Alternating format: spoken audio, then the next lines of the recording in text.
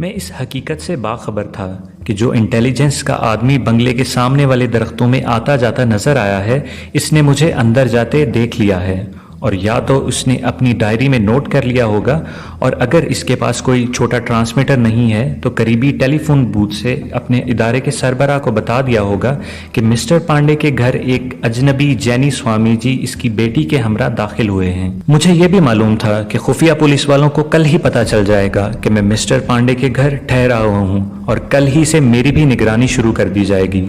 एक आदमी की ड्यूटी लगा दी जाएगी जो मेरे पीछे लगा रहेगा और मेरी नकलो हरकत नोट करता रहेगा, और जहां जहां मैं जाता रहूंगा अपने बॉस को वो आगाह करता रहेगा।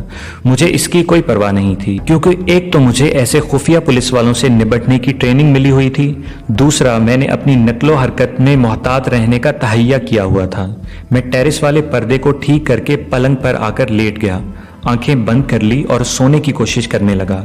कमरे में टेलीविजन सेट पड़ा था। अभी भारत में भी नया नया टेलीविजन यानी दूरदर्शन आया था और ब्लैक एंड वाइट ही चलता था। ये मैं सन 1964 की बात कर रहा हूँ। आपको याद होगा कि इन दिनों कश्मीर में मुजाहिदीन की सरगर्मियाँ बड़ी तेज़ हो गई थीं, और बाद में कश्मीरी मुजाहिदीन की पै दर पै कामयाबियों से बौखलाकर सितंबर 1965 में भारत ने पाकिस्तान पर हमला कर दिया था। अभी मुझे पूरी नींद नहीं आई थी।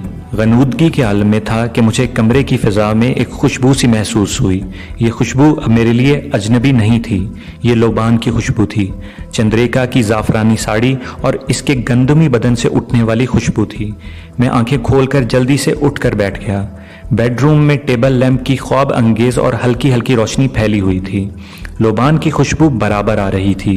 मैंने आहिस्ता से पूछा, चंद्रिका क्या तुम हो? मुझे चंद्रिका की हल्की सी नकरई हंसी की आवाज़ आई।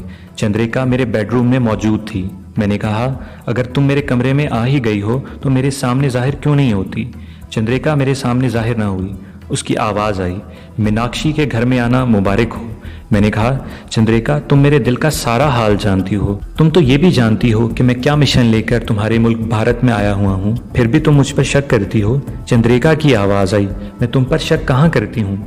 मैं तो तुम्हें एक खूबसूरत नौजवान गुजराती डांसर के घर में मेहमान बनकर आने की मुबारकबाद पेश कर रही हूँ।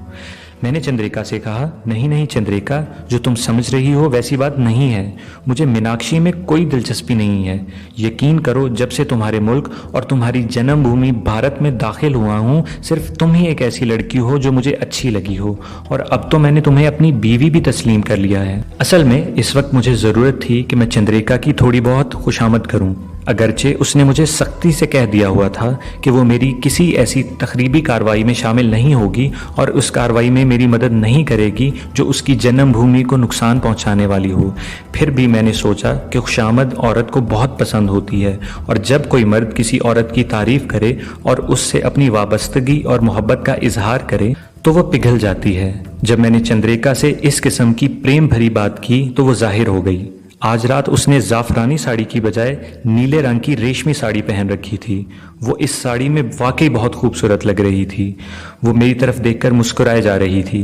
कहने लगी, क्या तुम समझते हो कि मुझे मालूम नहीं कि तुम अपने दिल में क्या सोच रहे हो, और तुमने क्या सोचकर मेरी तारीफ़ की है और मुझसे मोहब्बत का इजहार किया है? फिर इसने मेरा इस्लामी नाम लिया।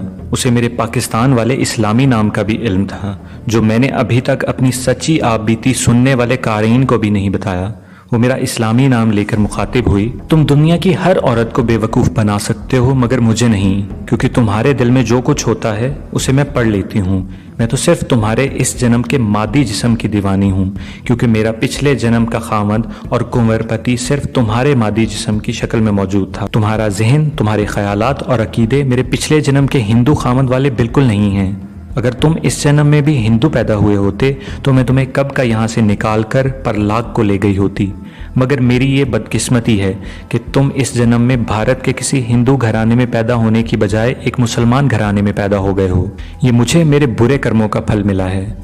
तुम मेरी तारीफ़ करो चाहे ना करो, मुझसे मोहब्बत करो चाहे ना करो, मैं तो तुम्हारे इस जन्म में तुम्हारे बूढ़े होकर मर जाने तक तुम्हारे साथ रहूंगी, और जब तुम्हारी रूह, तुम्हारी आत्मा तुम्हारे मादी जिस्म को छोड़कर बाहर निकलेगी तो मैं उससे लिपट कर उसे अपने साथ परलोक ले जाऊंगी। मैंने भी खुले दिल से उसे जवाब देते हुए कहा, अगर तुम चाहती हो कि मेरी रूह दूसरे जन्म में तुमसे मोहब्बत करे, तुम्हें अपनी प्यारी बीवी समझे, तो फिर मुझे सिर्फ इतना बता दो कि देवलाली के रेलवे स्टेशन से असलहा लेकर मिलिट्री ट्रेन किस रोज और किस वक्त जम्मू तवी जा रही है। चंद्रिका का चेहरा एक लम्हे के लिए संजीदा हो गया। इसके चेहरे पर आहिस्ता आहिस्ता नागवारी के तासुरात उभरने लगे। वो बोली, मैंने तुम्हें पहली और आखिरी बार बता दिया था कि मैं तुम्हारी किसी और कार्रवाई में शामिल नहीं होंगी जिसका मकसद मेरी जन्मभूमि भारत को नुकसान पहुंचाना हो।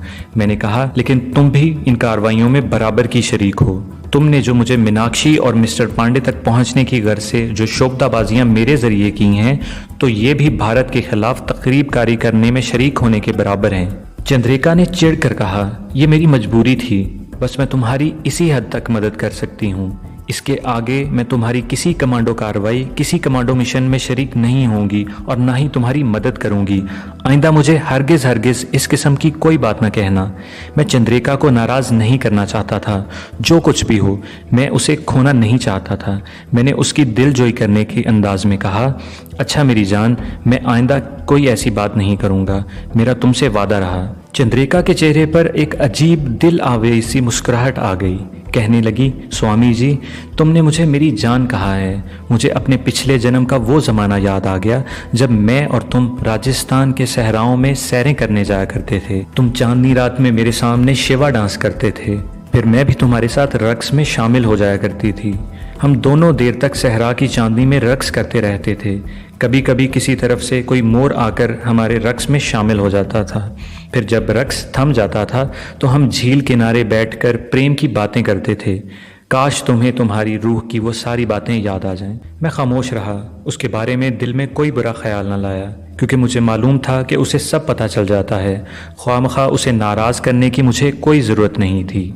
इतनी बात की तो तस्दीक हो गई थी कि वो मेरे कमांडो मिशन में मेरी कोई मदद नहीं करेगी। मैंने दिल में आखिरी बार फैसला कर लिया था कि आइंदा मैं इसे किसी किस्म की मदद नहीं मांगूंगा। वो बड़ी मोहब्बत के मूड में थी।